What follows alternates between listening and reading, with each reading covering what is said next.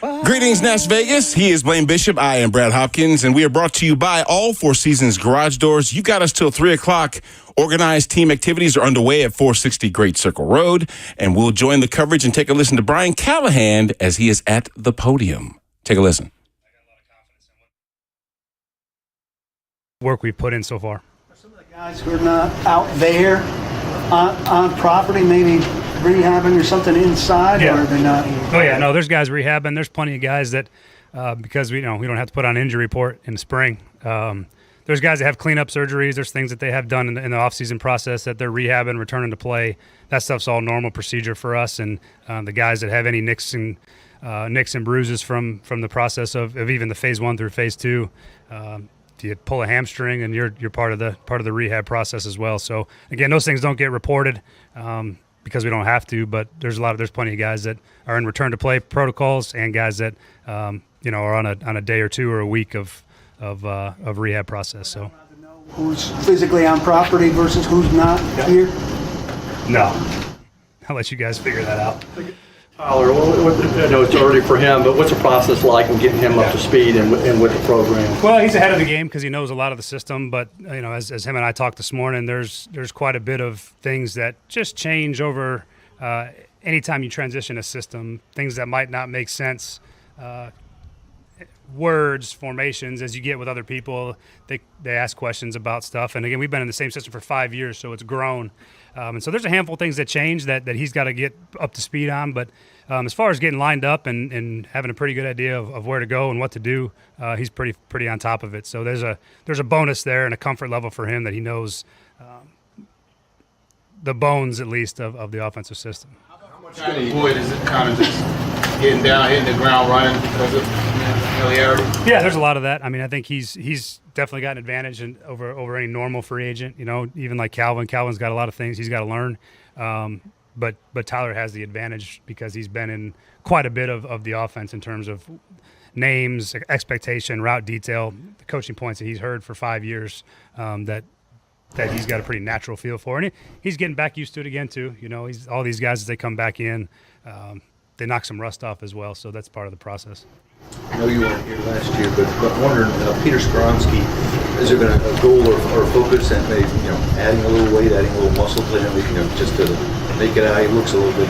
Yeah, he's put in some really good work. I think he looks great physically. He looks like he's supposed to look. I think probably got a little bit lighter because of the appendectomy I think he had. It probably contributed to some of that, but he looks like what guards are supposed to look like. He's put a lot of really good work in. I'm pleased with his progress. What does he stand to gain with Latham and Cushenberry sandwiching him now? Well, I think you have a veteran center, which always helps to be able to get things lined up the way you need them. You got 3 really pretty powerful people on the same side, and so that makes some of those combinations easier. And it's easier to move people when you got strength on both sides. So I think he stands to benefit from the power that those guys have, and then from the savviness and veteranness that Lloyd's got. And then he's going to have to help JC as well, because JC's it's his first time, playing NFL tackle, and so he's got a learning curve too. So that part, all 3 of those guys will benefit. They will all benefit from playing with each other, I think, on both sides, both JC and Peter with Lloyd on that left side. Get any kind of impression on T. Frere? Yeah, he's been great. Really been pleased with his progress. He's one of those rehab guys currently, but everything he's done up to this point has been really good. I'm excited about the potential there for him. And anytime that these guys get the pads on in training camps, when we really find a separator for who ends up taking a tackle spot. But I've been pleased with where he's at. Is that from the injury last year? He's still rehabbing? Can you say anything on that? No, I'll just let that one be. Yeah. I know we're only a couple of weeks removed from rookie minicamp, but how has JC kind of, and all the rookies, but maybe him in particular, kind of progressed here over the first couple of weeks? Yeah, that's the best way to put it. They've progressed. There's a lot. I mean, they come in, 8 or 9 weeks into an offseason program. We have a lot of offense in. There's a lot of things that have been taught that they're catching up on. They get plenty up in the afternoons. They have extra meetings as well. So there's just a lot on their plates. It's a challenge for rookies to catch up. I tell guys all the time that it's going to take you probably about till training camp to feel like your feet are back underneath you again, and there's going to be some confidence that happens. Don't lose it. You're going to have You're going to have down days. It's going to be hard. I think I've heard guys explain that they, as the rookies, as they're going down the tunnel, they start to see the light as the end of OTAs start, and you tell them sometimes that's just the train coming for the second round.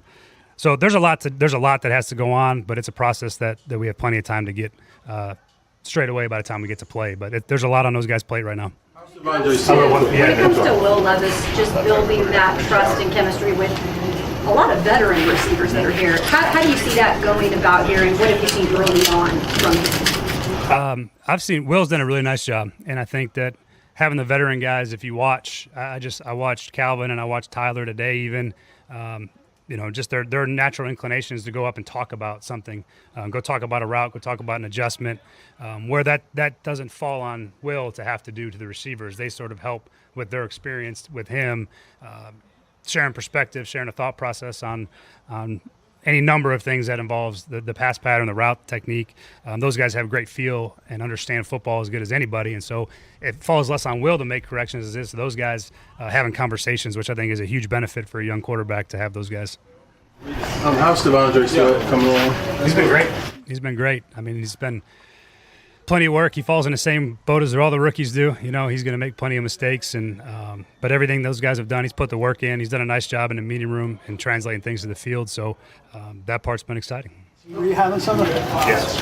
Tony and Tyjae have such similar skill sets. From what you've seen of them so far, how do they distinguish themselves from one another? That's a good question. I think Tyjae's got a little bit a different route running ability, and Tony's he's a smoother runner. They're both really explosive. Those guys are the ones I'm probably of all the groups that we have, I think those guys are the ones that are the most exciting for me. Just all the different places you can put those guys in the formation, all the different ways you can get them the ball in the screen game, in the passing game. Really, really excited about what they've shown so far. Those guys are two really fantastic players. I'm happy we have those guys. Bullock, who's a pretty good leadership linebacker for this organization, kind of said on social media after Cedric was drafted and we made such a big deal out of the green dot stuff that he's surprised the green dot has exploded into such a big conversation. Are we making a bigger deal of that than it deserves to be? Probably a little bit. Yeah, I'm more in his boat than I am not. I think he makes a good point. There is a communication factor that matters. There's an ability to be able to call the defense and still get lined up and play your responsibility. But ultimately, you find someone that's capable. I mean, every team's got a green dot that you find one at some point that can communicate the call and get everybody lined up. But the communication part on defense really is an 11-person job. I mean, all those guys have to talk. The safeties and corners are talking to each other the whole time. The linebackers in the front, the safeties and the backers. There's a ton of communication that goes on. So to put it all in one person, I think is probably unfair at the end of the day. But you still have to have a guy that can handle the information, the communication part. There's a personality part of that too, that they're naturally able to be in front of guys and communicate. But it's not something that I spend a ton of time thinking about. If for some reason we get to training camp and we can't get a call out, then we can make it a big deal. But at this point, no, I don't have any real concerns. I know he's used to getting a lot of catches. He got a lot of targets last year too. Is it an adjustment for him now that you've got like three veteran, top level receivers? Do you have to? Yeah, you have to ask him. I don't know that. All these guys all want the ball, and it's a great problem to have. And if we got three guys that can go win, then that's fantastic. What I will say is that even right now, we're so focused on teaching the system. And as we get into the game planning process, where we're trying to make sure we scheme touches up for guys and put them in position to make plays. Right now, it's pretty kind of cookie cutter what the offense is, and we'll start the game plan when we get there. But it should afford a lot of opportunities. A lot less double coverage, a lot less cloud, because you have to cover all the guys in the offense, and that's the idea on a good offense, that you stress the defense is where do they deploy their resource, how do they stop whatever player they think is going to be most productive. Sometimes it's by situation, third downs, red zones, however that works out. But I think we have enough guys to put a lot of stress on a defense, and when guys are patient and the the ball comes to him. It generally just happens that way. So how he feels about it, you'd have to ask him. But I think it's a benefit for us offensively to have 3 guys that can at the receiver spot that can cause problems. Your command practice right now. I mean, are you more mainly focused on the offense and address everything else afterwards, or do you have to keep an eye on? I keep an eye on all of it. I'm definitely more focused on the offensive side as it is because I'm running that system, if you will. So there's a lot more focus there. But I spend time watching the defense. I make sure I get with Denard every day, and we watch the tape. So I got a pretty good feel for what's going on over there. And at the end of the day, I trust those guys to work. I mean, those are veteran coaches on the defensive side, and they know what they want and how they want it. So I let them do their job, and I make sure I'm on top of what's happening there too. But I definitely focus heavier on the offense right now. Speaking about bringing Caleb Farley to a point where he can get on the field and be effective. Yeah, I think our training staff's done a great job between Todd and Matt, knowing when to push him, knowing when to back him off. I mean, that's a pretty significant amount of injuries that he's had that he's trying to come back from, and he's done a really nice job. He communicates really well with how he feels. We listen to him and what his body tells him, and then when our trainers push him, they push him to go. And I think he's done a nice job, and it's hard to overcome a lot of the things that he's had to overcome. So. I'm proud of the fact that he keeps working at it. I mean, what might have shut a lot of guys down, and the fact that he keeps coming out, keeps trying to play, keeps rehabbing is really impressive. So we manage it the best we can with a lot of input from the performance side and the training room, and hopefully get him to a place where he can help us. Ron, how important is it that Denard Wilson is participating in the coaches incubator program? Oh, that's a huge deal, man. The league's really done a nice job providing opportunities for guys.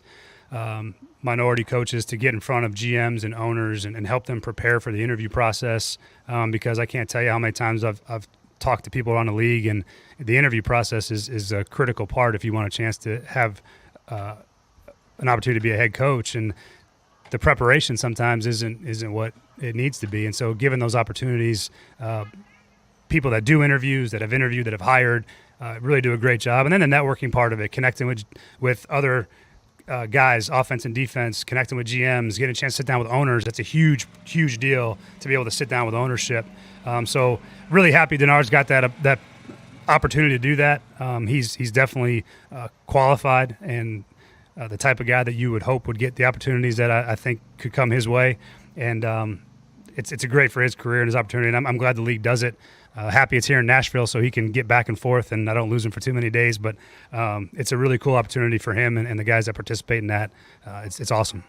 In terms of creating mismatches, how much can a guy like Josh Wiley with his size be a problem for defenses, especially down the seam? Yeah, quite a bit. I mean, Josh has really put together a nice first off season, really as a pro. Obviously your first year coming out as a rookie is hard. Tight end's a hard position to contribute to immediately.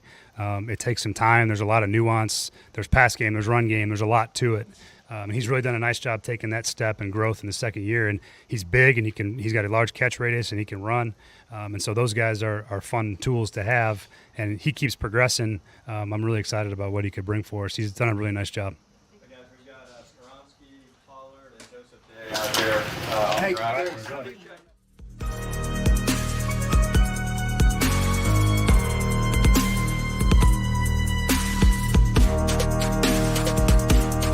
That was head coach Brian Callahan at the podium over at Organized Team Activities at Great Circle Road. And as you may have heard, Robbie Boren, who's still over there from Blaine and I's playing days, organizing he is. He actually prelimed Peter Skoronsky would probably be the next player up at the podium. And as soon as that happens, as a matter of fact, can we have him up, JB?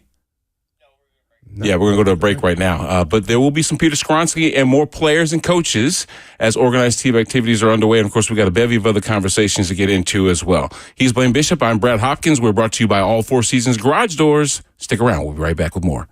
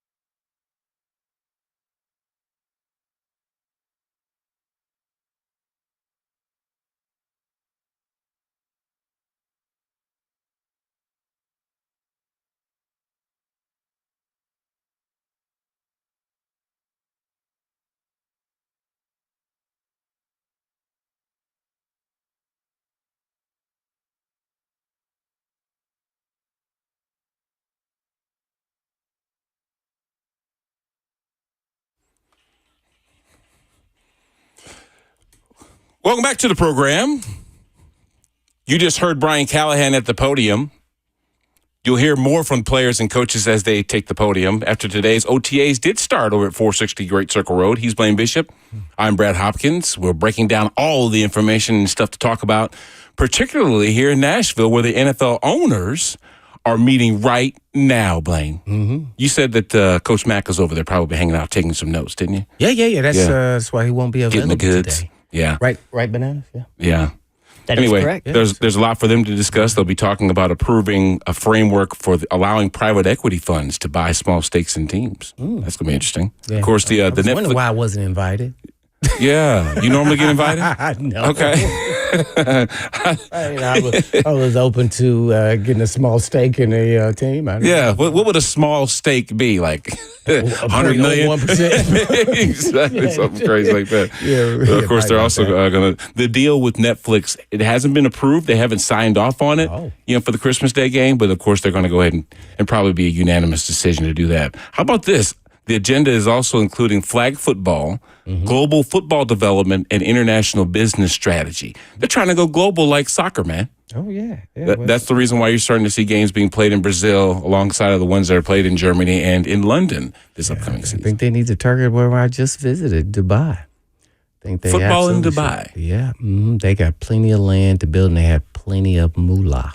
So once that and plenty of heat, but that's indoor stadium. That's easy. That's true. Yeah, that's true. So just even to accommodate to eventually look there and say, hey man, we may just come play one game there.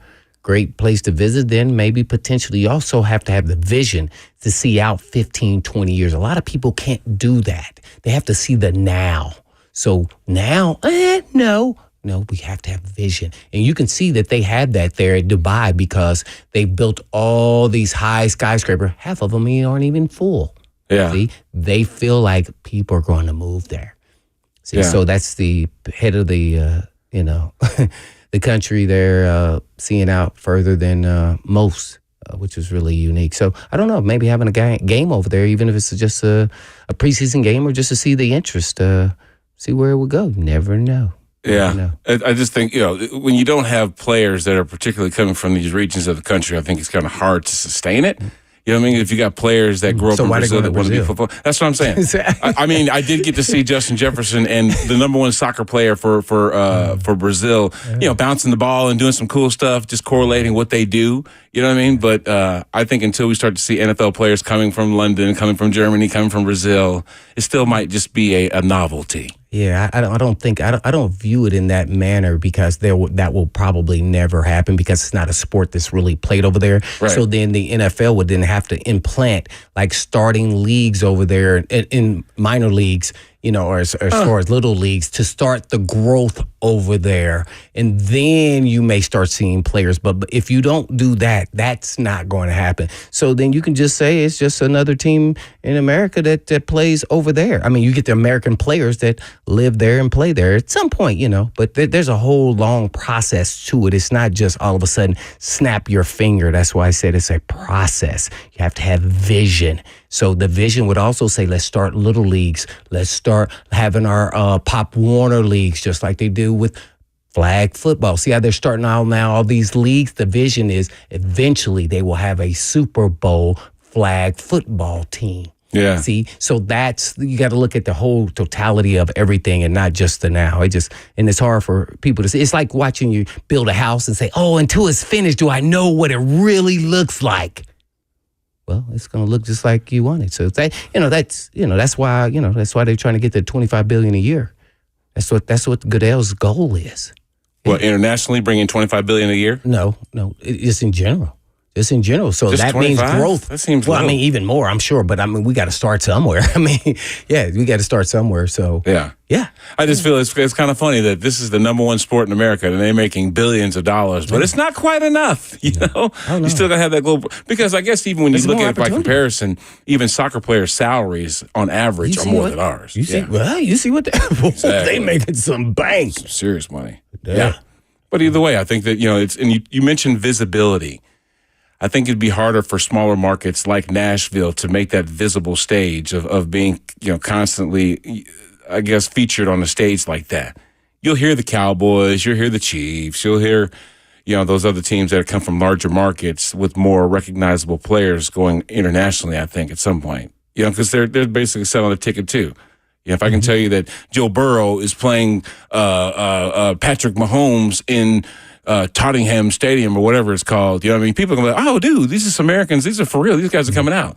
Versus, Baker Mayfield playing Geno Smith. Well, those are some good markets. Seattle and Tampa got good markets. But you see what I'm saying? Yeah. Well, sometimes popularity comes in different forms of fashion. Let's say the Titans open their new stadium. It's just like when we moved here in 97. Then in 99, we go to the Super Bowl. What if the Titans go to the Super Bowl in 2027? All of a sudden now the popularity and the growth of the city may have grown to a number where, Titans are kind of hot. Yeah. Let's send them over there. Everybody saw them in the Super Bowl. They won the Super Bowl. Are you making a prediction with the new stadium? There's going to be I just did. I just did. Yeah. No, you didn't. You didn't do it intentionally. Go ahead, say it now. Say it now. Well, I've been saying this. You weren't part of those conversations with me and Mickey, but yes, I've been saying that it's going to be, everything is going to happen just like it did before, except they're going to win. They're not going to come up one yard short. Yeah, that's what's going to happen. So, you just never know who's popular at what time. But I get what you're saying. It's always going to be that way. But you're going to get a shot for the smaller market teams to have an opportunity. They will. Yeah, especially when you go to a Super Bowl in your first year of a stadium, and we kind of experienced that. Ooh, man, I can't wait to that new stadium, man. Man, it's going to be so cool. Seriously, though. I mean, it's already hard to get around the stadium right now with them pulling up the parking lot and getting ready to start the construction. But I'm excited. Isn't it a video where we can go watch a video or something? Or is it East Titans Nashville House or something? Yeah, Titan House. Yeah, Titan House. That's what I'm talking about. Yeah. Yeah, they I think it was yesterday, maybe the day before, that all the media did the tour of the Titans house. You can see like the first like models of the first sketches of it. Man. It was really cool. Like, dang, man. Maybe Biggie B, get me get a suite, and then I could just come just every now and then if you allow me to come. I was about to say that to you. Get me the suite. Or you get me in there with you. First rounder and last rounder. What difference does that make? You're still beloved with this. You're still beloved with this organization. What are you talking about, pay? You're that dude. 13 years to 10. Yeah. So what? I mean, you still. Anyway, I think that I think it's exciting to talk about a new generation. You know what I mean? Man. But then also when you have the backdrop of a new $1 billion stadium on the other side of the Cumberland, man, there's just some very cool storylines to follow, and it will bring national attention. The first year, is it going to be called Nissan Stadium? Does Nissan still have the titling rights? They just did really? Didn't they for like 25 years or something like that? I don't know how long it is, but I do know it was a couple months ago that they did that. Yeah, they did. That's cool as heck, though. So it's going to be the new Nissan Stadium. That's exactly. And Nissan will get some play out of that too. Oh yeah. Think about that, because they're going to be rolling out a brand new marquee of which NFL games are going to be played. That's nice. Can't wait. I hope they call it the Nissan Coliseum.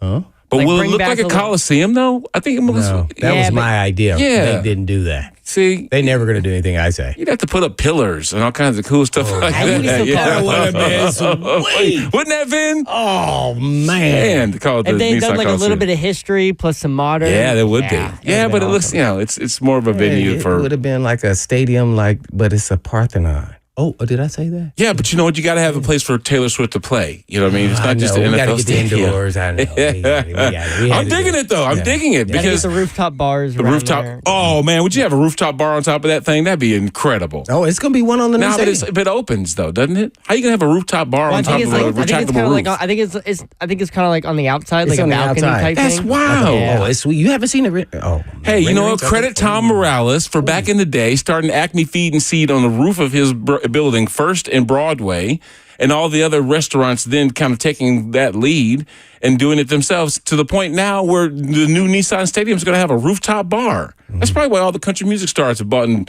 bars downtown with a rooftop on it. Yeah, my buddy Mike Thompson just texted me. He said if his company buys one, he said, we're more than welcome. Yeah, we're more than welcome to come. B-Hop. Nice. Yeah. I said, okay, cool. Look at you with the connections. He said he'll let me have some cheese. Hey, guess what? So what? Anyway, we'll get into your cheese in just a few minutes. Tyler Boyd's at the podium right now. Blaine, we're going to cut away to the Titans organized team activities as the players take to the podium. Here's Tyler Boyd. Take a listen.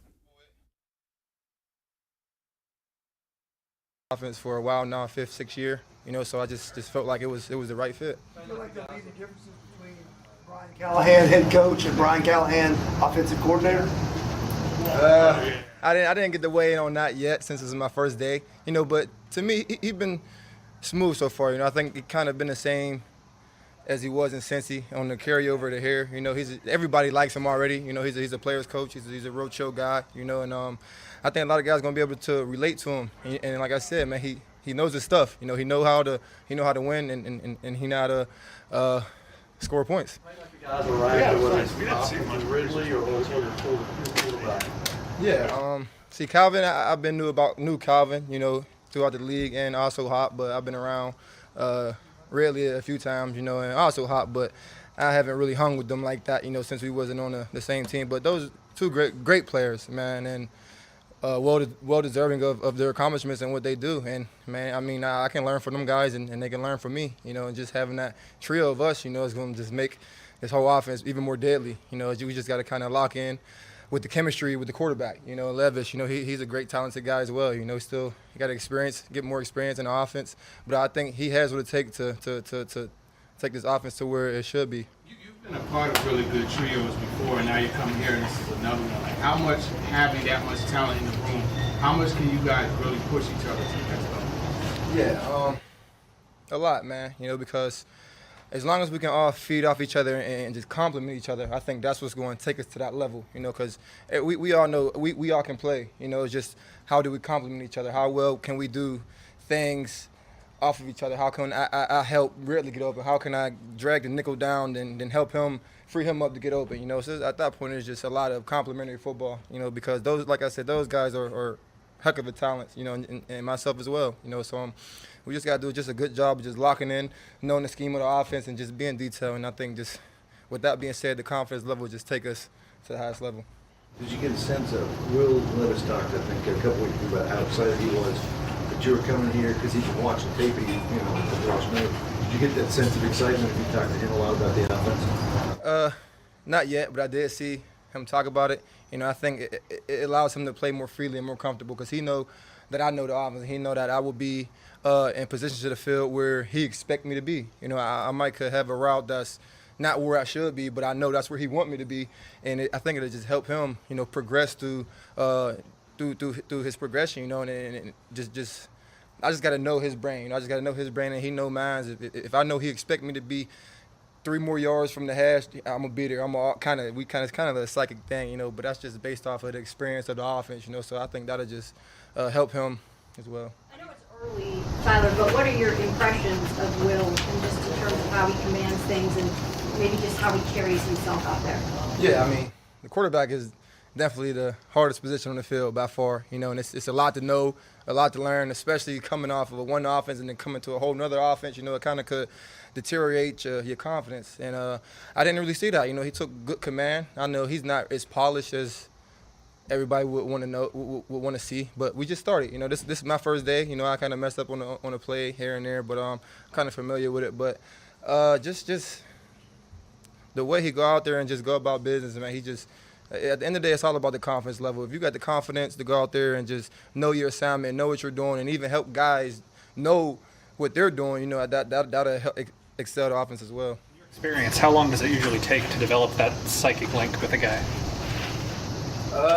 It takes some time. But I think with him, it'll be a little faster because I'm already comfortable in the offense. I already know it. I already know where to be in certain plays or where I think that he would expect me to be at the time, But I think I can kind of rush through that process than what I did when I was in Cincy with Burrow, because we was both kind of learning together, and he was still a young player, a rookie as well. But yeah, I think it helped him a lot with me being here. Work with Cheeto, I guess, in practice in Cincy, and how cool is it now you guys are back doing the same thing here? Yeah, it's kind of ironic that we're both from Cincy. We both know the scheme and how practice is going to go, and he kind of knows what we're running sometimes based on our splits because he's seen it thousands of times, and we just have fun doing it, man. At the end of the day, that's going to make us better because you got a guy out there that's used to running the plays, and if you can beat him doing what you think he already knows, I mean, it ain't doing nothing but better than us, So I think that's a good thing to have that over there going against a guy that's kind of familiar with the scheme of the offense, because once we get out there and play against other guys who's not used to seeing it, it's second nature. It just feels supernatural and easy. You were talking about making yourself better as a wide receiver. Now you got Snead on your side here in Tennessee. I know it wasn't out here today, but how is it going to be to just go up against that type of competition every day? Yeah, Snead is probably one of the best right now in the league. That's why they paid him, and that's why they wanted him here. And I always looked at him as one of the top guys. Because we had to go against some guys. Throughout my career at the Chiefs. He's one of them type guys that you kind of got a game plan around. He's not a guy that you can just go out there and sugarcoat around with and just think you're going to just win because you know what your job is and you just think you're better than him. But it's a lot different not go out there, man. It ain't really too much one-on-one. It's kind of you're kind of headed in the scheme of the defense. So you gotta be on the right page with the quarterback and just win when you got top tier competition. In your opinion, what makes the slot receiver position so unique, and how have you kind of found your niche there? I think for me, it's a lot of the feel.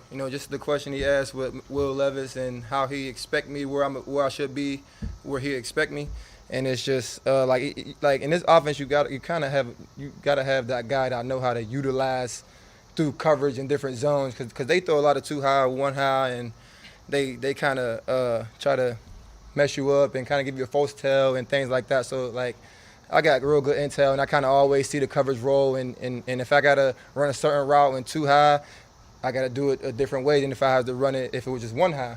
So you need a guy that can always know exactly how to run a specific route in each coverage because you can't just in a slot just go out there and just run the route on paper. Sometimes it'll change up. Sometimes you might have a snag, a slant out, but if it's free space, you just sit there, I'm ready for the ball, So you got to kind of just have that feel when you're in the slot.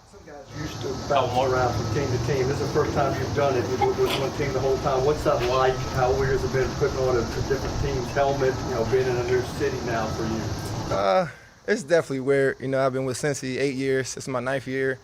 And just having a different uni on, man, it's new beginnings. I don't look at it like it might be hard or I got to readapt. I'm kind of older. I'm a vet. I kind of know what to expect. I'm a good person outside of the football. I feel like guys can gravitate around me and I can help guys get better, and just being around guys that I've been with like Callahan and Colton. He's the special teams guy. That's my guy as well. And just feeling comfortable in the environment. These guys around here is all cool and the coaching staff, it just feel right. Just felt right. So at the end of the day, there's new legacies everywhere. Spent much time in the city? You been here before? I've been here once, but I didn't really get to browse around. So, I'll get to there at some point. How does the process work for you? Because obviously you signed later. Was there initial interest, and then you guys just continued to touch base? And how did that work out with Rand and Coach Callahan? Yeah, I knew they was always interested from the beginning, knowing that Callahan came and just having a guy that knows the system, and that can come out here and help guys. But it just didn't kind of work out in the beginning for me, but I always knew that was a favorable team that I would want to be a part of because of him and the system. I know it real well, and, we just stayed in touch. I came on a visit and then weighed out my options and just going to facility to facility. It just everywhere I went was cool and fine. It felt good, but this just felt like home to me, because I got guys around and, it's just that feeling you get, when something just feel right. Can't really explain it, but like they were always one of my top contending teams that I wanted to be a part of if it was all said and done. Have you got a sense of how much Callahan spun off of the Cincinnati playbook? How much this is different than what you did in Cincinnati? Pretty much the same for me. It may be a couple of different terminology of words that we didn't use in Cincy, but for the most part, it's kind of simple for me. I kind of know my job. I kind of know what he expects out of me going out there and doing my job. So for me, it's just polishing up and refreshing my memory and just getting out there and actually running the plays and just, because working out outside of the field is a lot different than getting with the team and you actually running the plays and you just, being a part of the full unit. When you say, Appreciate it. When you say you just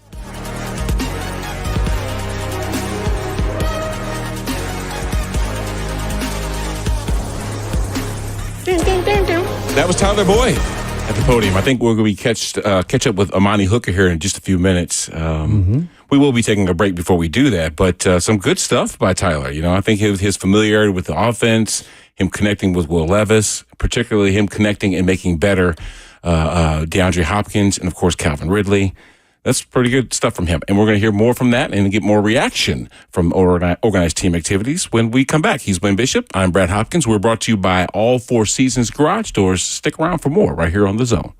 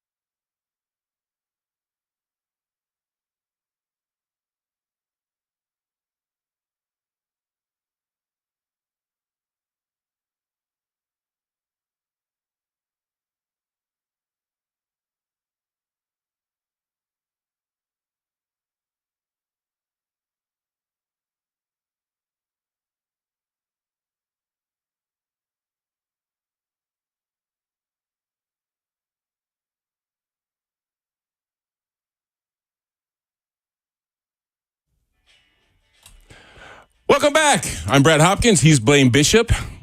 We've been getting player news from the horse's mouth at the podium over at Organized Team Activities for the Tennessee Titans. And it's now DeAndre Hopkins' turn to take the podium, and we're joining him live. You said what strides? Yeah, just like maybe his mentality, his approach, is he more vocal? Like what differences I mean, Will was always vocal. Will was always Will. You know, I hope he doesn't change who he is.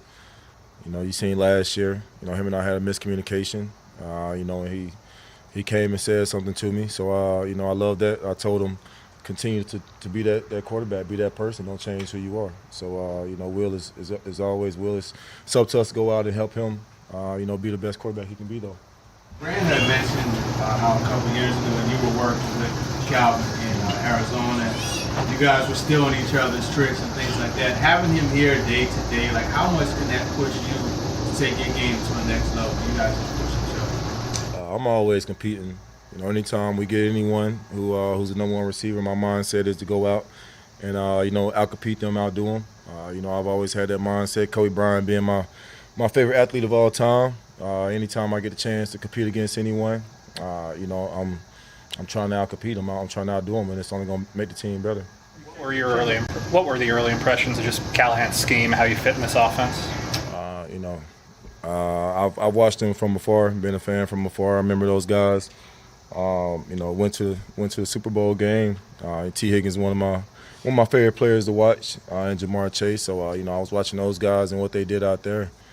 You know, and I feel like, you know, we can definitely replicate, you know, some of those things here. But you know, I've always been a fan of that offense from afar. They brought in a good set of corners too. Snead, Awuzie to go with Roger. How much can the receiver corner battles in practice help everybody improve and get better? I think it's going to make everyone better. You know, I've never played against Snead or Awuzie, so looking forward to it.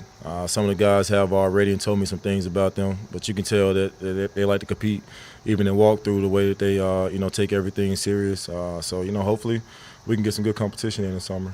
Yeah, since July of last year, how much it helped you to be with the team all the way through this offseason? How much it maybe put you ahead of the game heading into the season? You know, this is an offense that, you know, I've never played in. There's a lot of, you know, things that I could do to help this offense. So you know, just trying to execute and be perfect. You know, I'm a perfectionist, so I've definitely made some mistakes already, and just coming and you know, next day, not making those mistakes. It seemed like you spent a lot of time in Nashville during the offseason. How did that help you? What was your favorite event that you went to during the time? My favorite event so far that I've been to is probably Morgan Wallen's concert. It was amazing just to, you know, see the atmosphere, see the love that he has in his town. It was dope. How'd that come together? You know, Morgan being one of my friends. What was that like coming down the tunnel, the hype kind of leading up to that as you let him out there? That was cool. You know, maybe too much bourbon before, but it was cool. How are your DJ skills the other day? Pardon me? How are your DJ skills the other day? Oh, man, you'd have had to be there. What's Brian's coaching personality like? Man, he's serious, but he's also relatable to the players. So you know, that's all you can ask for. He's had systems that have had three really top-level receivers, and they've all been very productive. Does that make you confident that maybe the same could occur here? No player is the same, but obviously he knows how to get the best out of those players, and I'm sure he's going to do the same with us. Tyler told us Callahan knows how to win and how to score points. How have you seen that manifest in the system, even though it's early? I think the first day that they put in offense, we had a double move, which is probably the first time since I've been playing football. The first day, you know, we've had some kind of, you know, intricacy in the offense like that, which is cool to see. How much does it help team camaraderie that a lot, like Will seemed to spend a lot of time here during the offseason. You've been here a lot. How much does it help team camaraderie when you guys are all in the same place like that? Tremendously. You know, we have to be on the same page with Will. We have to know what he's thinking, what he's doing, and be able to take his criticism and him be able to take our criticism. But, you know, that doesn't happen just on the field. You have to build that bond.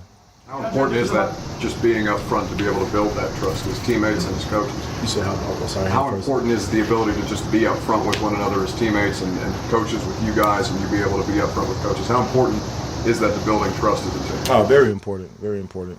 You know, it's us. You know, we're not going to go out and and get a whole new team or a whole new coaching staff. So we have to trust each other. We have to make it work, and I think that's what we're doing right now. I think you talked to Traylon a lot last year throughout the season. Have you talked to him a little bit just heading into this offseason about maybe the fact that there's certainly a lot of additions and top-level competition at this time? No, I don't need to talk to Traylon about anything. Traylon's a grown man. He gets it. Are we sleeping on him a bit? Pardon me? Are we sleeping on him a bit? Outsiders looking at that group and the additions? Trying to think how to answer that without like a negative sound bite. Are we sleeping on Traylon? Nein means no in German. Just for you at this point in your career, there's so much newness around there from the offense, the coaching staff, a lot of new personnel. Can that be energizing? Of course it can be energizing. Of course. What are the possibilities for Traylon this year, do you think? I mean, Traylon's one of the most athletic people I've ever played with. The guy's as big as he is and fast as he is. So I'm looking forward to see what he does this year.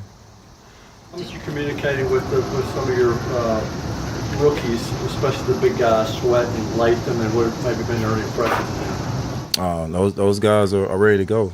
You see them in the locker room. You see how they're communicating, not just with the offensive line, but with everyone. I think we're doing a good job also, just letting them know that, we're not just your teammates, but we're your brothers as well, and I think that's important for a rookie. Did you do anything different this offseason in terms of your routine or just getting ready for this period? Or same as it normally? More yoga, I would say, more hot yoga. That's about it. The offensive talent goes obviously beyond the wide receiver room. We talked to Tony Pollard about just who he's working with now. What would you say about Pollard and now Spears in that backfield? Two of my favorite running backs. I was a fan of Pollard. I trained with Pollard in Dallas this year. And, Spears is like my little brother. So I'm looking forward to what those two can do. I think they're going to surprise a lot of people. Thanks. Appreciate it, Hop. Thanks. Appreciate it.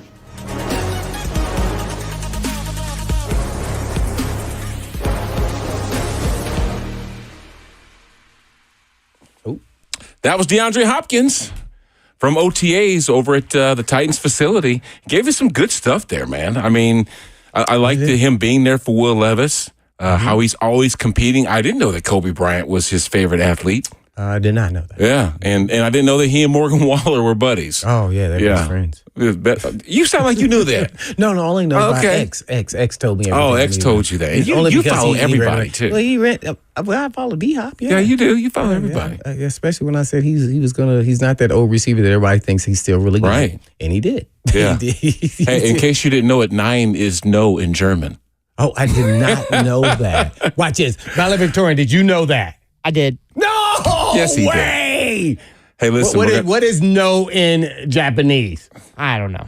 Yeah, it means no in Japanese means Armani Hooker is at the podium, and we're going to go to him live to get his thoughts about training camp. Take a listen.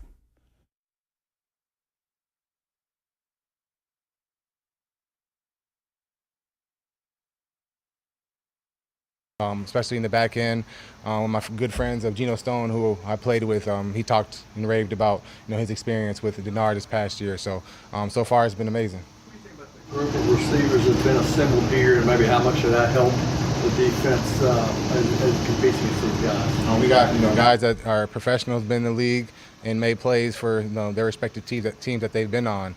It's just going to help us out. You got Tyler Boyd, Calvin, D-Hop, and then Traylon out there. I mean, those are some tough receivers to line up against day in and day out. Something different having a secondary guy as a defensive coordinator. A little different for you on how much you're looking forward to maybe what his expertise. Yeah, I'm looking forward to the knowledge that he has in the game. He played the game. He has experience of coaching and playing. Same with Coach Harris and Coach Jackson. I got 3 guys that played professional football in the similar position I was in at a high level, and now they're able to coach it, which makes a lot of guys in the room feel good about what they're saying.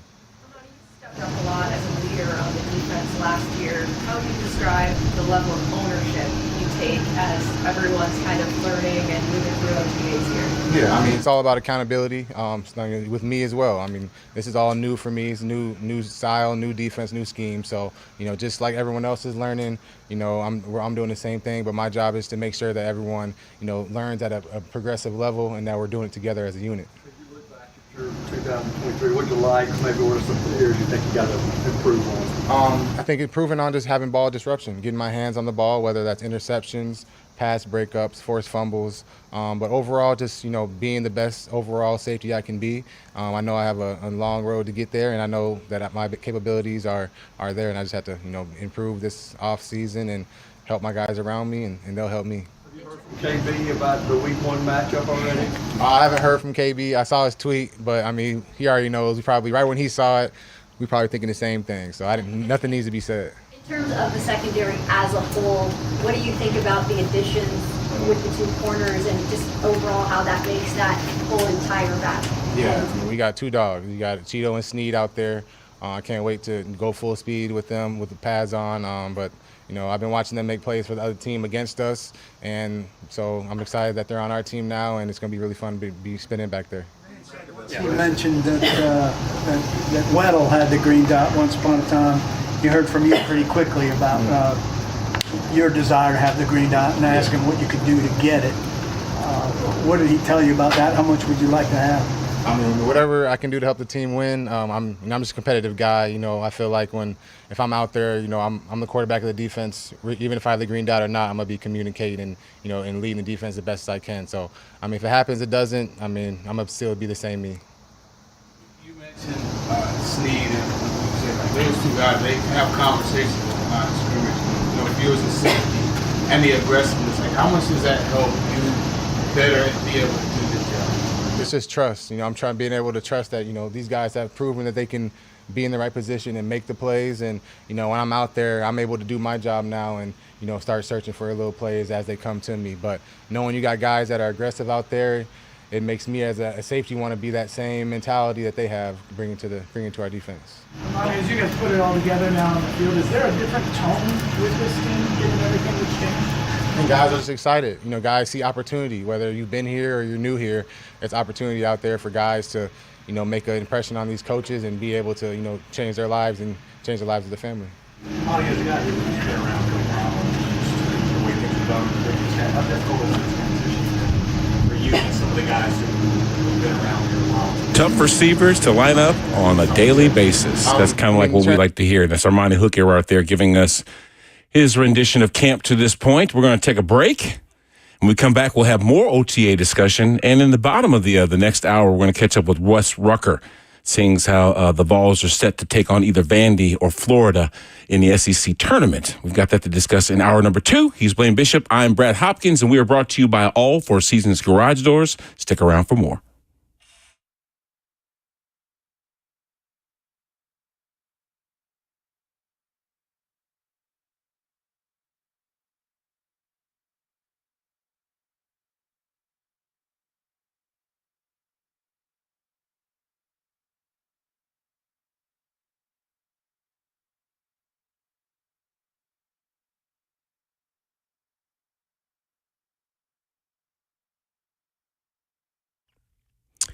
Tennessee, are you ready to embrace spring with confidence? So check out Cool Ray today and let's make this season a breeze. You get $1,500 off select whole home generators and ensure your family's comfort and safety. We'll also pay for you to upgrade. Get $1,000 when you upgrade your HVAC system with Cool Ray. You can try out the $49 tune-up and refresh for your system and beat allergy season with 10% off indoor air quality products. And let the experts at Cool Ray clear your drain for $93 or you won't be charged. And in honor of National Military Appreciation Month, Cool Ray will be offering an additional 5% discount for all active military members and veterans, making it a total of 10% off during the entire month of May. How nice is that of Cool Ray? And we're your partner in comfort, no matter the season. So here's to spring filled with sunshine, smiles, and stress-free living. Cool Ray, keeping Tennessee cool, plumbing right, and lights bright.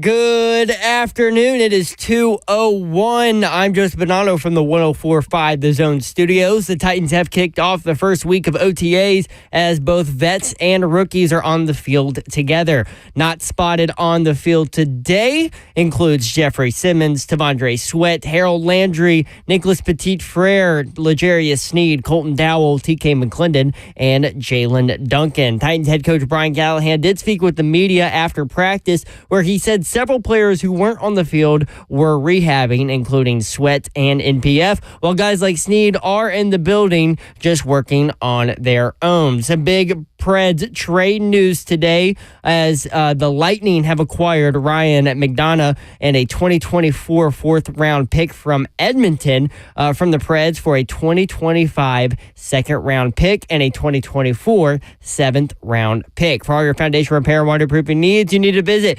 USSTN.com. Breaking news at once on your home for the Titans and Vols. This is 104.5 The Zone.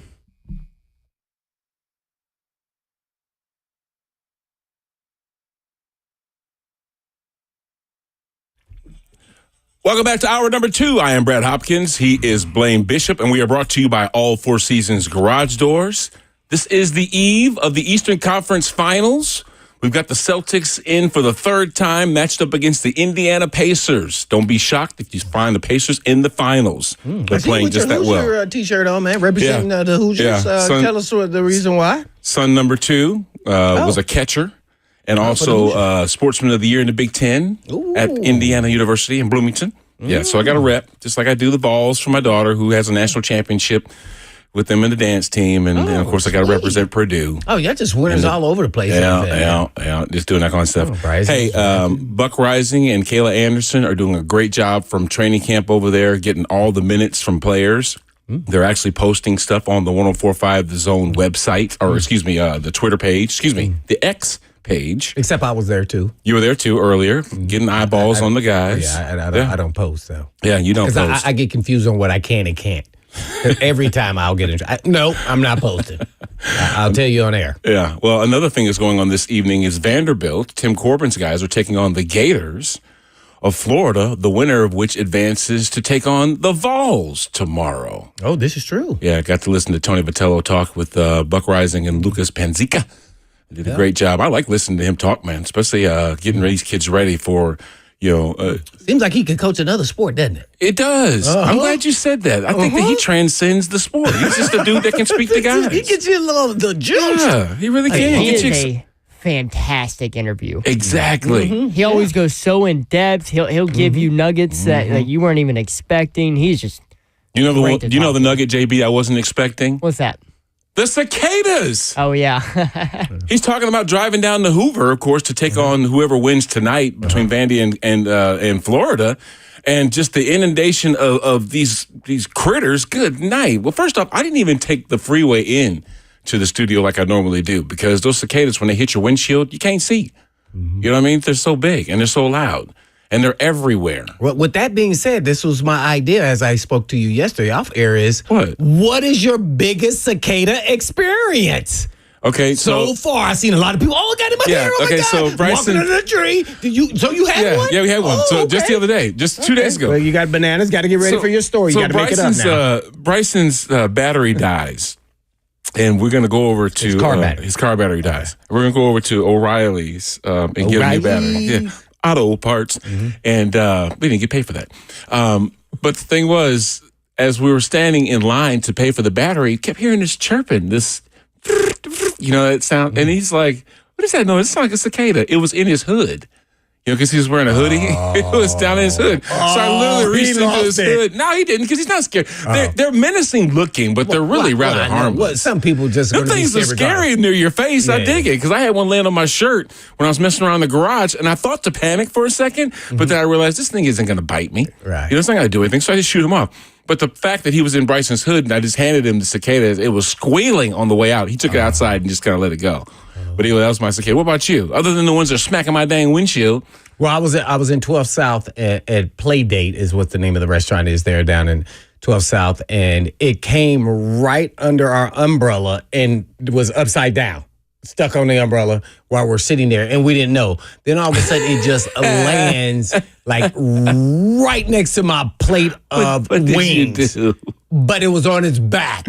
And my son Chase was like, it can't get back over on its belly. That's how some of them die. And so I said, that thing, it looks like it's going to, and it kept going squilling and trying to rock the boat, baby, rock the boat. It kept rocking and everything. Then it stopped. And I said, oh, it's probably going to die. He was resting. He then got off his back and took off. I was like, oh, man, I cannot trust anything you say, son, about the cicadas. Yeah. So that was it. But people were walking by. It was, the trees there. Everybody's running from the cicada. I was afraid somebody's going to run into the street and get hit by a car. Because these things, yeah. Because people were just, they don't care. They know it's not going to bite them, but they don't want no parts of it. Tim called him. My dog's been eating them, and so I'm like, oh, he's going to get sick. I know. You might I hope he doesn't die or Did something. you hear that? JB's telling you something. They said they get sick. Yeah, I think they're poisonous to dogs. I caught him eating one, and so that's the only one. But I think he's okay. Didn't even know. I'm glad you told me that, JB. We took him to the doctor. That was a couple of days ago. But if Ziggy died, it would just devastate our family. As a matter of fact, the question was asked, Buck asked Tony Vitello if, in fact, the cicadas were affecting their preparation. Ooh. You know what I mean? Like, think about that. I mean, preparation, but also in game. Well, that too. Mm-hmm. I mean, the fact that you're sitting out there in center field just kind of waiting for a fly ball to come or something, all of a sudden cicada lands all on you. A couple of them maybe. Maybe distracting. Or the fact that they're just making a dang noise you can't even hear sometimes. They're so loud. You may swing at one and they call it strike. Hey, I'm just saying, man. I wish you would be at a bat. Get on me. You're like, what? Swing at a cicada. He hadn't even pitched the ball yet. I don't think that happened. Hey, you never know. Is that an actual strike? Somebody call it and tell us. No, that wouldn't be a strike. And the ball hadn't been pitched. I know, but if you're swinging and you're already set up. And he was a check swing. I mean, not but check if swing, he was about to, I don't know the rules. You just never know. You know who sounded good at the podium, though? Mr. Hooker, Armani Hooker. Especially our safeties are pretty sharp guys. And I think you're coming to realize that. I will agree with that. Yes, you're very cerebral. Yes, and the one in studio, the great Blaine Bishop, was one of those safeties, and rightfully so. You know the defense. They've had some but just listening to him talk about how even they, meaning him working against the likes of DeAndre Hopkins and Tyler Boyd and Calvin Ridley, only make both groups better. Mm-hmm. You know how that works. Yeah, you were playing against them when you were a rookie. You were playing against Ernest Givens and Haywood Jeffries. Mm-hmm. And some other really good Curtis Duncan. Those are some really good receivers that kind of helped who you were, right? Mm-hmm. Well, then that led into Derek Mason, Chris Sanders. I mean, let's go Big Pen. Yeah. It doesn't, iron sharpens iron. I mean, so I just, those are all great and dandy. But based off of what I saw out there, I'm gonna tell you, really, there was not a lot of competition going on out there. Really, to be honest. Intensity, you mean competing against one another? There was, based off what I saw. I didn't see the team periods. But there was a lot of teaching of fundamentals. Sure. Understanding the base principles of what your job duty is in certain calls, whether it's on offense and defense. Naturally working with your individual coaches first, getting your fundamentals down and perfecting them to a T, as we all know. And I was down there watching mostly the offensive line, watching Callahan and him go about in the communication skills that he uses down there to help get those guys ready to rock and roll. I actually was thoroughly impressed, not only with his coaching, but also some of the drills they were doing, but with the size and the mammoth size of some of these guys now. The National Football League was starting with Latham. And even Skoronski, as well as someone else who impressed me. We're just talking about individuals, so it is what it is, as you know. Dylan Radins. What impressed you about Dylan? I liked how he looked full body, everything healthy, and he looked like a starting guard in the National Football League. And was that maybe some coaching that helped him help you? I don't know. Maybe that's strength coach. Yeah. That's strength coach. Well, that too. Well, there's a part of that, but then he looked the part. Now, I'm going to say this. Brunskill started last year. He did not look like a starting lineman when I see him just standing there doing the drills. See? Yeah. It was very glaring. And Cushenberry stood out too. So, I mean. Good. I'm glad to hear that. So when you get off the bus, certain dudes look a certain way, and those guys I mentioned They look like they're the first ones off the bus. It doesn't mean that they're going to be great players. I don't know, but that's what I'm saying. So, then they were doing the under the ladder drill, or whatever you call the thing where you got to bend down and come out and explode and move left or right.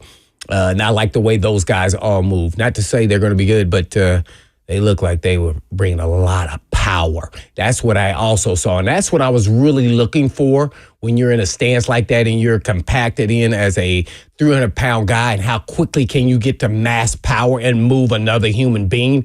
That's why they actually stood out. So that's what I really saw in the totality of the whole practice. Never saw really competition like that. I think it was more teaching, even when they were in their individual groups, and then when they were going against their own, like let's say DBs versus DBs, right? They were their running position. routes, they were running different kind of sets, and know your assignment, and they were kind of modeling route running in different formations to make sure you understood what you're supposed to do. So I really like that. So there was no competition per se. Besides what I don't even think people were going full speed. Yeah, I don't think you can compete at this point because everything's new to everybody. Get injured, right? Yeah, you want to make sure you know that when it comes training camp or maybe the next OTAs, now we're going to turn it up a notch and keep turning it up and turning it up. So I watched mostly offensive linemen and defensive guys because everybody else was going to the offense. So I was trying to stay in the shade also, by the way. So I stood there right there in the right there in front of the weight room. Yeah, of course the you weight did. room. So yeah, I did. Well, I was in the sun baking down there by the offensive line. I go way down there, so I'm down there, and I'm like, oh my god. Did you wear some sunscreen? I wore lotion. And you just like butter. Yeah. And so then I was like, yourself. Oh, man, I'm going to have to go take a shower if I stand out here this long like this. I got to go. I know, that's right. We got to take a break. On the other side, we're going to be joined by Wes Rucker. He's going to give us the Knoxville perspective as the Vols get ready for the winner of the Commodores and Gators that's set to take on tonight. We'll obviously have more OTAs discussion when we come back as well. But stick around for more Blaine Bishop and Brad Hopkins right here on 104.5 The Zone.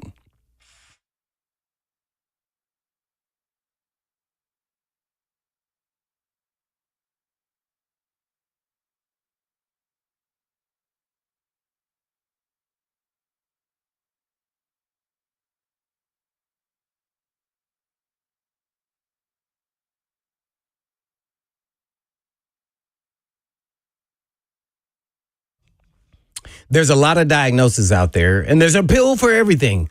But not all diagnoses are accurate, and not all pills are good for you. Hey, it's Blaine Bishop. And when you get a diagnosis for European Auto Repair, a second opinion before you make a major decision is very important. And Eurofix is the home of second opinions. Before you spend hundreds or even thousands of dollars on European vehicle repair from a diagnosis, go to Eurofix. It could not only save your vehicle's life, but can actually save you from a lot of stress that ruins your week or weekend. And life's too short to get stressed out and angry. So be happy and go to Eurofix. In a Eurofix, you get a free 15-minute no-wrench inspection with an estimate at every visit and not high-pressure sales tactics. In a Eurofix, you also get a 3-year nationwide warranty and a free loaner card with every repair appointment. In Eurofix, you never pay dealer pricing. Located all in Tennessee, Franklin, Hundred Oaks, Murfreesboro, Belmead, and now Mount Juliet. And all you have to do is just give them a call at 844-EUROFIX. That's right, 844-EUROFIX, or you can just visit them online at myEurofix.com. That's myEurofix.com. But I always tell them Blaine sent you.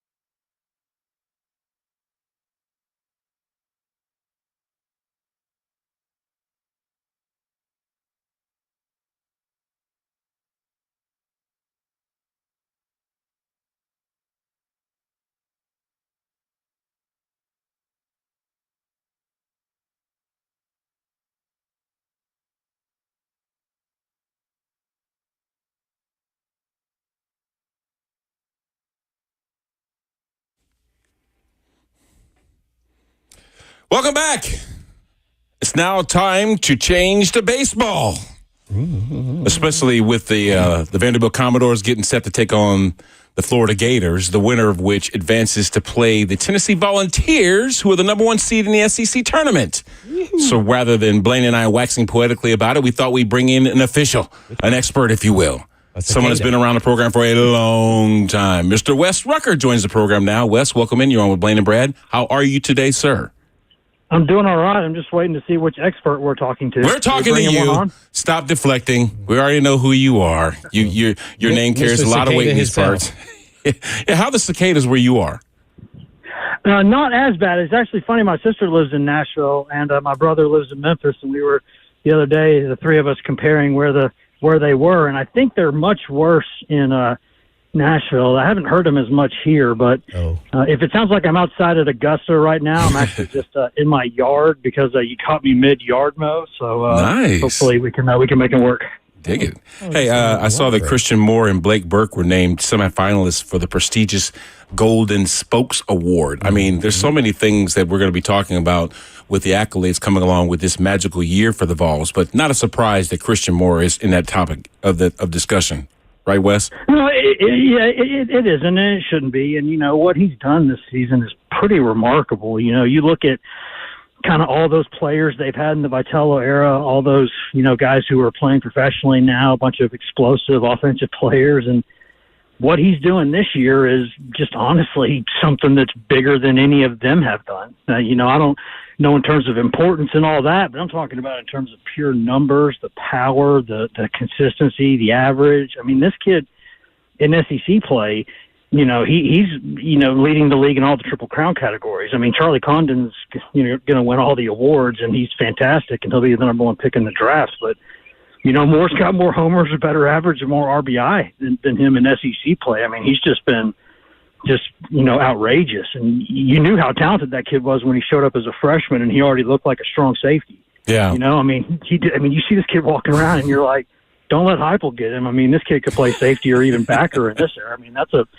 he's a brick crap house, if you know what I mean. He's a strong kid, and he's having a heck of a year. Yeah, number 1 seeding in the tournament, number 1 ranking during the season, but yet Tony Vitello doesn't want you to get wrapped up into this team like being like the 2022 version of the Vols, where there was a lot of expectation. They've had to work their way into this position, correct? They have. I mean, honestly, they have better offensive numbers in a lot of ways this season than they did then. And, they're also third nationally in earned run average. So you're starting to put that together, and you go, well, they're like one of the best defensive teams in the country. They're the best offense in the country. They're one of the best pitching staffs in the country. And it's easy to start thinking, oh, well, of course, it's just like 2 years ago. Well, it's not. I mean, they have what I would call a bunch of very good college pitchers who are guys who I think are going to play professionally. But, they were throwing 4 first-round draft picks out there in the rotation a couple of years ago. It's just different. Like, they don't have a dude throwing 105 out of the bullpen, just a guy throwing 102, no big deal or anything. Right. But, they don't have quite as much depth in the pitching staff in some other ways, but, I mean, they're really good, and they keep winning. You play 10 SEC weekends. They're the only team that won 9 SEC series. That's just an incredible statistic, and, we'll see how far they go. But, to this point, they've been really consistent. We're talking to Hank's dad and Lauren's husband from GoVols247.com. Wes Rucker joining us on the show. Well, Wes, what do you think the expectations are for the SEC tournament? And then let's flip the switch, and then let's say, what do you think the fans' expectations are? Yeah, those are a couple of really good questions, guys. I mean, I think, honestly, Vitello, he sort of codes messages sometimes when he talks, and, they're not really thinly veiled. Like, they're kind of, you don't have to read too hard to see what he's saying. He said that they appreciate the SEC tournament. They love the SEC tournament. Of course, they would like to win it, and they want to compete for it.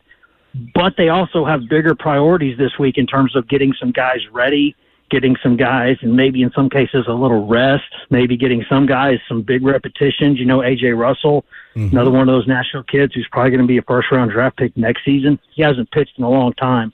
I think they'd like to get him back on the mound and see what he can do, win, lose, or draw. They just kind of want to get him out there and see how he goes. So, to see if he can play the next weekend when they, really will be facing potential elimination of the tournament or for the season. So it's not that they don't want to win this tournament. It's that if they lose, they're not going to flip out about it. So that's sort of where they are. There's a bunch of teams down there that really need to kind of win a couple games and get hot. Vandy, Florida, Bama. There's a bunch of teams in that category, right? LSU, but Tennessee, they're going to host a regional and they're going to host a super regional if they win the regional. That's not any question. So right now, I think this week they understand that people are paying and fans are going down there and fans want to see them win and they want to win too. But to be honest, it's just not the top priority.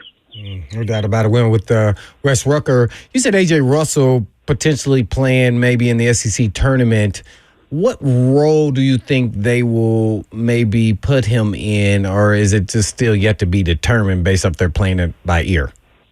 I mean, a little bit of they have an idea, but there's limitations. They know that, right? Like, he's not going to go out there. I mean, the kid's a freak with those 98-mile-an-hour power sinkers and the slider and all those nasty pitches he has, 6'6", big old kid, but it takes a while to get back in the groove and get back your durability and your the length and the conditioning and all that.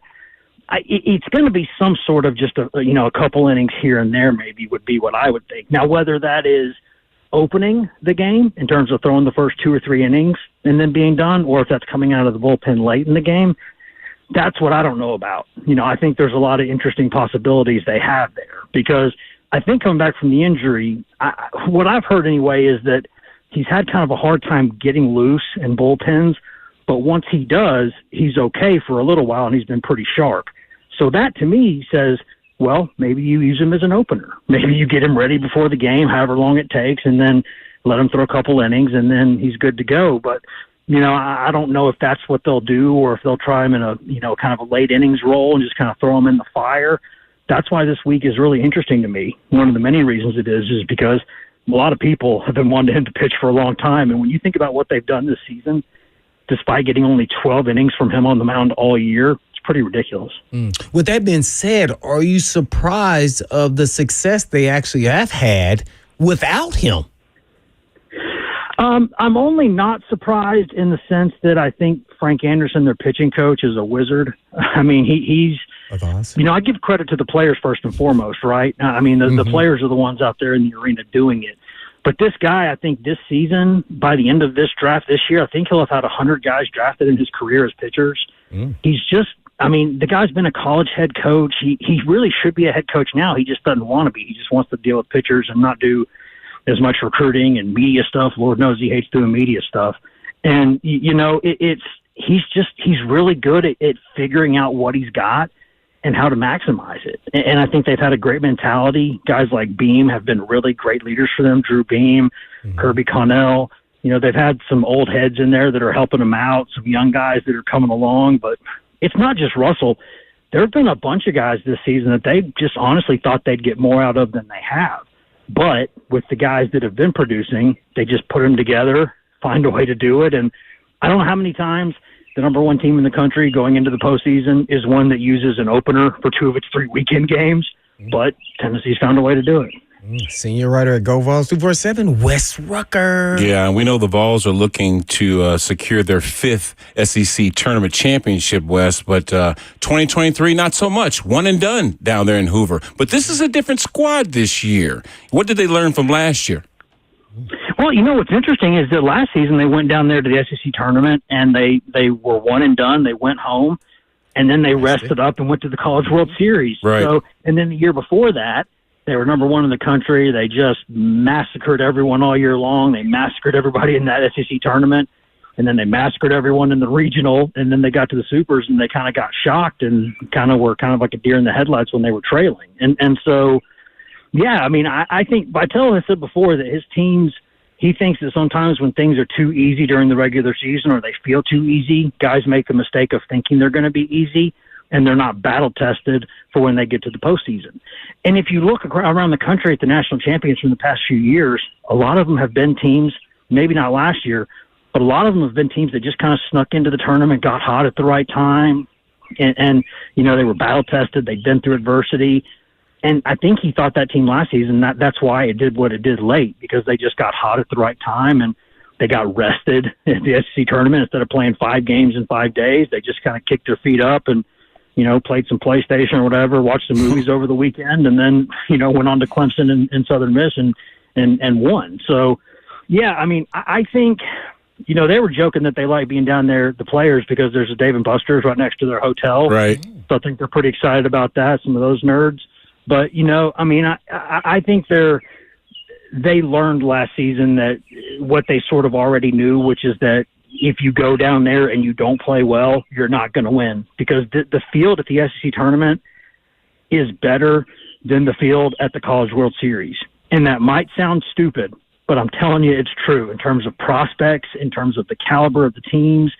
What you will see from the best 8 teams or so in the SEC tournament, it's probably tougher than, in some cases, what you're going to see in Omaha. So if you get there. So, yeah, I mean, it's a tough deal, and if you don't play well, you're not going to win. Yeah, around these parts, we understand just how valuable the Vols are, but, sometimes it seems like the efforts in Knoxville go unheralded. What do you think the national narrative is, Wes, about this Vols team, as they, obviously have a number 1 ranking and a number 1 seeding in this tournament? Are they a favorite nationally to do something in Omaha? I think betting-wise, a lot of people have them as the favorite, but a lot of analysts still aren't convinced of the pitching staff, and that might sound a little dumb when you're talking about the number 3 ERA in the country, but I mean, I think it's fair to have some questions. I've sat there, I'm just being candid, I've sat there throughout this season saying, how is this team number 1 in the country? How is this team number 1 in the country? And that's not to say that they're not great, because they're a great team, but I just remember watching a couple years ago, and that team just sort of changed everyone's it distorted the picture of what things should look like.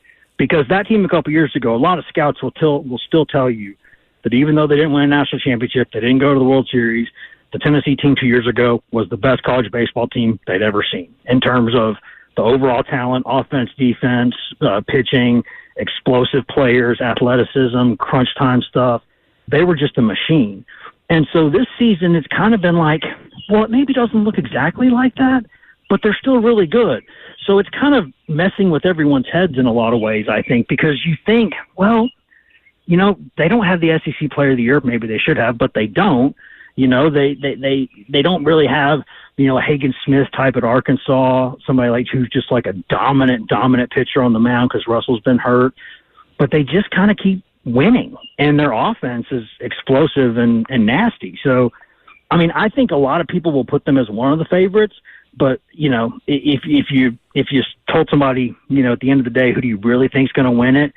I don't think a lot of people think this team's going to win it, but, that's music to Vitello's ears. That's exactly what he wants to hear, and that's exactly what he wants people to say. So that's what he's probably going to try to get people to say. We got about a minute left, Wes. I just want to get your thoughts about the depth on this roster. In other words, are they going to have to start all over next year, creating depth in the bullpen, maybe some good bats? Or are they deep enough, you think, to kind of continue this, what seemingly is a legacy for Tony Vitello and the boys? Yeah, what's interesting is that a lot of people are not going to like hearing this, I guess, those of the black and gold persuasion. But Tennessee feels like the class they've got coming in next season is the best one they've ever had in terms of the kids coming in. And that's to say nothing of who they might add from the portal, because they're going to go get a couple dudes from the portal because they always do, and because Tony Vitello recruits like an absolute maniac. So, I mean, this dude, every Monday after every series, no matter where, is out there on the road recruiting. He's just a machine. And so, yeah, they're going to have to replace those top 5 guys in the lineup. They're going to lose a couple pitchers, but they really like the kids they've got coming in. They're going to get some guys from the portal. And then they've always developed players, too.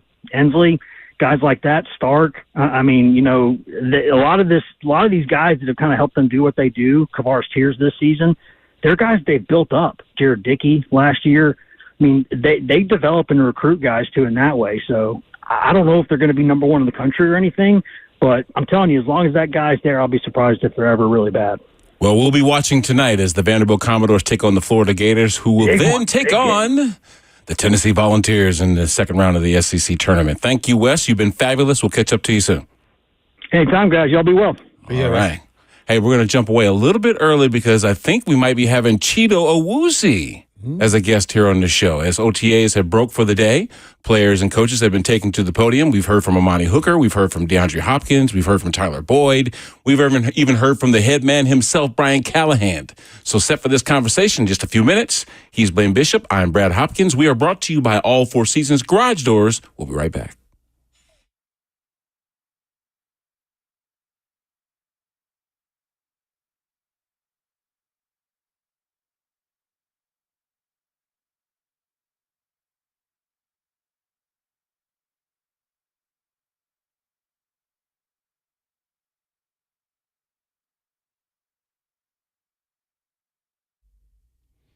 Hey, this is Blaine Bishop, and I'm excited to tell you about Tennessee Orthopedic Alliance, or as you may know them as TOA.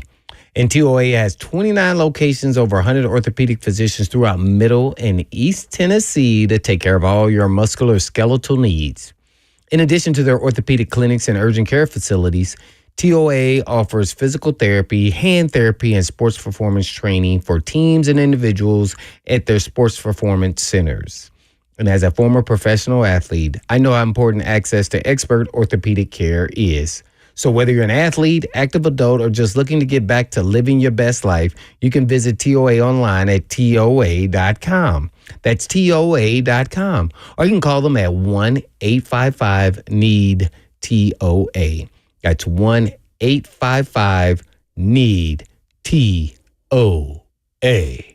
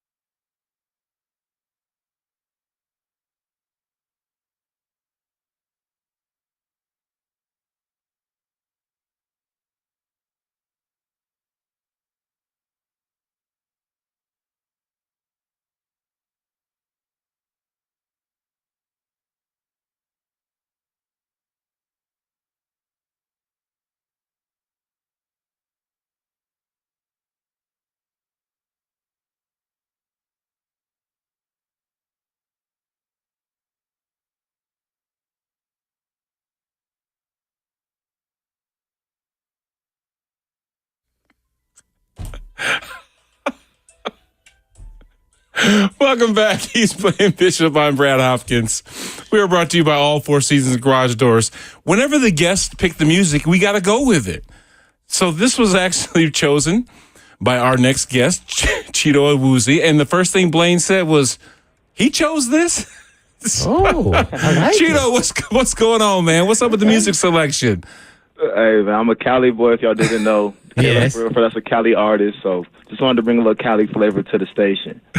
And we love the flavor To that the you're south, okay. Yeah, to this, yeah. To the south, the station, either way. Well, we love the flavor that you're bringing to that secondary. As a matter of fact, not only are you a guy with some expertise and knowledge for the youngsters, but you've also got knowledge of some of the other guys on the other side of the football. You and Tyler Boyd were teammates for a couple of years up there in Cincinnati. How has that transition been for the both of you here to Nashville? Man, that was one of the best free agent ticker news alerts I got on my phone when he signed. I was so excited. TB, I already know what he brings on the football field, but more than that, as a teammate and a brother, and as a leader, and just in the locker room, I know he's gonna pay leaps and bounds for this team. So I'm really excited. I think he's gonna love it here. We saw him today. I got to dap him up and talk to him, and felt like nothing changed. So I just know what we're gonna bring to this team. So I'm really excited for him to be here. Yeah, Armani talked earlier at the podium after you guys were finished with practice, and he mentioned how you and Legarius working against the likes of Calvin Ridley, against Tyler Boyd and DeAndre Hopkins is only going to make both units better. Is that how you see it?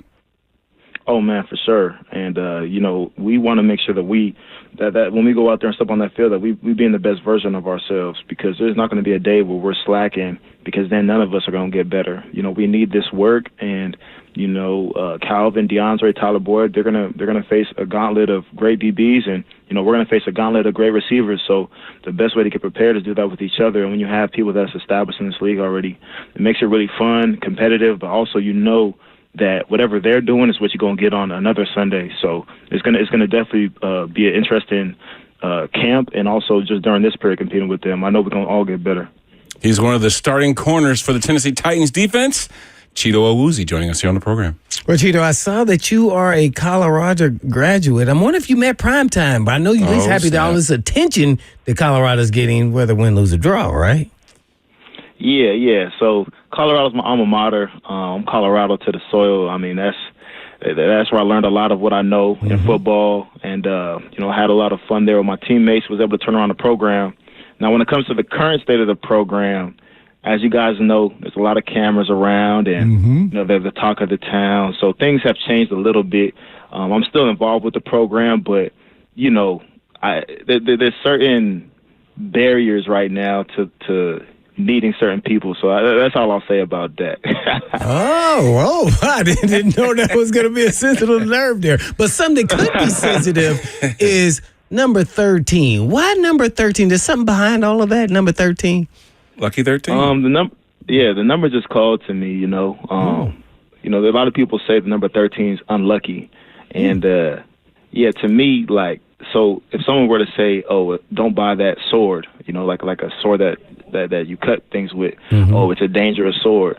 It's like, well, a sword's supposed to be dangerous, so the sword that's more dangerous, that cuts better, that's the one you want. So if you say number 13 is a dangerous number or unlucky, it's like, okay, well, I feel like my faith, my preparation, and all that, that's the type of number I want. And for some reason it drew me towards it. And right now I'm saying one God, three persons, so that's the Trinity too. I'm a Christian man, so there's a lot of reasons I would wear the number. And it looks cool. Oh, yeah. It looked nice out there when we were watching today. I guess, what team, and it could be because of the wide receiver, that you dislike, I'm not going to say hated, just disliked and despised of when you played them? And why? You saying a receiver or a team that I despise in the NFL? Yeah. That's what we're talking about. Mine was the Ravens, because they beat us. I'm so pissed still today. Man, but I think that life goes on. I will say I despise them all the same. I despise them all the same. Even more than that. Nice answer. I will give you this. I will give you this. I despise wide receivers. I just despise them. Now, the certain ones that I'm cool with, but other than that, I don't like receivers. I just don't like them. All right, Cheeto, I'm going to get you on this one then. Because you're playing these tricks on me, and I have to ask you, if you had to go back and tell Cheeto his rookie year something that you wish you would have known that you know today as a player, what would that have been? That's a great question. I tell the rookie year for any player is different. They're gonna have a different experience, and I will say one thing is your job there is to earn respect of your teammates. Number one, I was doing that, but at the same time, I'm also there to try to improve the team. Like they drafted me second round when I was a Cowboy, to be there to improve the team, and I became a starter the second week of the season because of an injury, and the team was counting on me, and like it's not, sometimes when you get drafted you're going to get certain opportunities, but it's not hard to get, it's harder to maintain it and to keep chasing after greatness, even though you're in a position where you're touching the field, you're able to make plays. Don't get comfortable. That's probably what I would have told myself. Great answer there. One more question for me, and then I'll hand it over to my partner in crime here, Brad. And that is, I saw that you only gave up, I think it was 6 TDs off the cuff. I can't remember how many TDs you gave up last year. But what were your takeaways of why you gave them? And I want to believe that you know every single one of those touchdowns that you gave up, because I remember mine, right? So tell me your takeaways and what you could have done better in those. You don't have to tell me the players and who it was and all that. But I want to hear what were your takeaways, because you learn from your failures. Yeah, so I think they got me down for giving up 3 TDs last year. Oh, 3 TDs, okay. So, the first one I gave up, I was in the slot. It was against the Ravens. I had a pretty wide split between 1 and 2. All my keys were there for a slot fade. And I ran with the receiver, but, Lamar threw a great ball, touchdown. That one I would have aligned better, and I would have anticipated that route. Another one that I gave up was actually a tip ball. A linebacker or a receiver, I don't remember, tipped it up, and then the guy that I was guarding just happened to catch it. Oh, that's the worst. Yeah, then the third one, I don't count the third one. I don't think that one was really on me. But, PFF or whoever has the stats, they're going to say it was on me. But basically it was an option route, and we had a man concept on defense. My man went up, but the ball was thrown to another person's assignment, and I ended up tackling right on the goal line, and he fell in. So, yeah, those are my 3 touchdowns. Oh, did you give up? We're pretty good. You learned. I don't know how much you learned, but yeah, not bad. Not bad at all. The recall and what happened and everything else always has to be in the DB, because we're always and Blaine making you relive it. So that's also some pretty good stuff. Because he'll never forget it. I never forget the one TD somebody called on me over my career. Nah, for sure. Yeah, there you have it. We're on with Chidobe Awuzie. Yeah, exactly. And they say that Denard Wilson, Cheeto, has no problem in bringing the intensity to practice. Now, I know you guys are just in shorts and you're just now getting to do some stuff, and he wasn't in attendance today. But your first interactions with your would-be defensive coordinator, what were your first impressions? Oh, man, he commands the room. That would be number one. He really does command the room. You could tell that he commands a standard, on defense. But not only that, I could tell if you were his friend, he would command greatness out of his friends too. So he's one of those guys that really cares about, doing the right thing, being successful, moving in the right way, and all the little details matter. So that's kind of my first impression of him. Yeah, how excited are you to get to see guys like T'Vondre Sweat that are going to be occupying double teams and collapsing the pocket, maybe even allowing for opportunities for turnovers and stuff? How good is it to see that front seven in front of you developing? Oh, I'm really excited. Just getting with a new pack of wolves, around us. It's just really like it's really like every piece that we've added, I could just see the final picture. Even though it hasn't come all together yet, we're still learning the defense, we're learning the offense. But you know, a player like T'Vondre Sweat, when he gets comfortable, I know what he's going to be able to bring to the table. Obviously, Simmons is going to be a great influence on him. Sebastian's going to be a great influence on him and all our other D linemen. But really, all the pieces that we're adding, I can just see if things go how they're supposed to go, as in we're making sure every day that we're earning it. You know, we're getting better. We're not just practicing bad habits. We're training to be better. I know the final picture we'll be very proud of our team. Yeah. You know, Chidobe, you might agree with this. I think the hardest thing about being a coach is affecting the opposite side of the football from which you cut your teeth. Jeff Fisher was a defensive-minded coach back in the day. You probably weren't even born when he was around here coaching. But he did have a balance of influence on the offense that was obvious. Give us your thoughts about Brian Callahan, an offensive-minded coach, but yet one that has to obviously have some sort of relationship with guys like yourself on the defensive side of the football. What were your first thoughts? Oh, for sure. I was blessed to have known Brian the past 3 years when I was in Cincinnati, and he always, took time to talk to the DBs, the linebackers about certain things that we're seeing because they want to put in a new play. Okay, yeah, if we're in the red zone and the X receiver does this route, are you looking for it or whatever it is? There was a constant communication there, and that was really for the betterment of the team. Now, on this team as the head coach, I have not really seen Coach Callahan change at all. You know, he's still very involved with every player on the roster. One thing I love about Coach Callahan, too, is like he's going to let his coaches coach. He's going to let his players lead, and it's a trust. It's like a base level of trust of being a professional and being an elite athlete in this NFL. He gives you that respect, willingly. Now, if you mess up, obviously, and or keep loafing or not showing effort, there's going to be some repercussions. But other than that, he does give the respect willingly and trust willingly. You'd have to lose it before you have to earn it. So that's what I really love about Coach Callahan. We got about 30 seconds, Cheeto. Leave us with this. Your favorite thing about Nashville and the thing that Nashville needs to work on. Go. Oh, man, the food.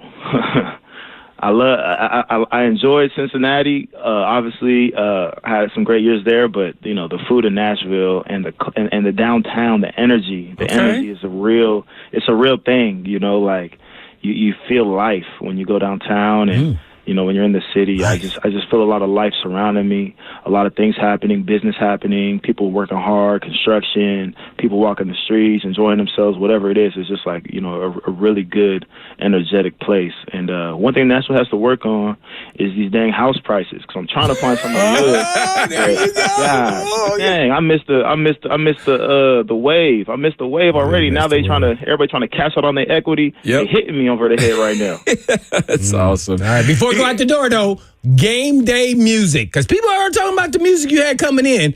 What do you listen to on game day? Right, no doubt. Hey, man, I'll give y'all the full scope. So in the morning, it's gospel. In the morning, it's gospel. I slow it down. But then on the way to the game, I'm playing Nigerian music. I'm playing cultural music. I'm getting into that war mode. And when I'm just vibing, the Cali music will come on. The Cali music, because now I'm just vibing. Now I got to get loose. So that's kind of like how I progress through the day. Yeah. Anyway. Nice. He's been fantastic, I like it, Awuzie. Chidobe, thank you for joining us, and we'll catch up to you soon. Appreciate you. Much love. All right. Cheeto Awuzie, number 13. That's going to do it for us, B. Yeah. I mean, it's been a great show talking about these organized team activities. Of course, the Vols and our wait the winner of the Commodores and Gators to see who they play tomorrow. A lot to talk about tomorrow. No doubt. But as always, tighten up. Peace.